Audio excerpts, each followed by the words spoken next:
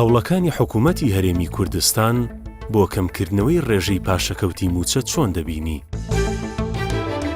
خۆی لە خۆیدا ئەگەر بێت و نەمێنێت زۆر باشترە، چکە هەنگاوێکی ئەرێنی و باشە بژانەوەیەکی یەکجار گەورە بۆ خۆیە بینێەوە گەنجەکان زیاتر ئەتوانن بڕۆ متمانەی 100% بە حکوومەتێکی ئێستا بکەن. من وەکو خوێندکارێک وەکو پێشمەرگەیەک و کوڕەشەهیدێکیش دەستخۆشی لە هەنگاوی حکوومەتەکەم هیوادارم هەنگاوی باشتریش بنێ.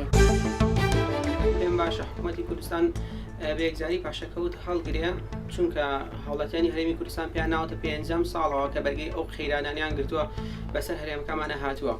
بۆیە پێم باشە بەیەکجاری پاشەکەوتی موچە هەڵگرێ، ئەو کات پێ ئەوترێت چاکسازی. بەڕاستی هەوڵەکانی حکوومەت بۆ کەمکردنەوەی پاشەکەوت هەوڵەکان بەرز نەرخێنین.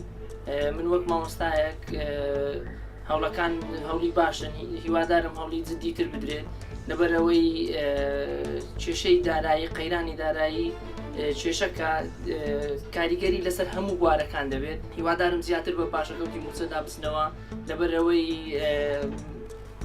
چین ئەمە چینێکین کە پێویستمان بۆی هەیە حکوومەت ئاور لەو چینە بداتەوە.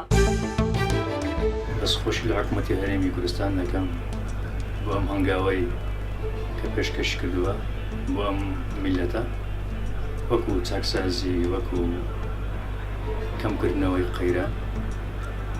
بەڕاستی هیوادارم هەنگاوی باشتر بنێت بۆ داهاتووی وڵاتەکەمان، بۆ داهاتووی نەوەکەمان.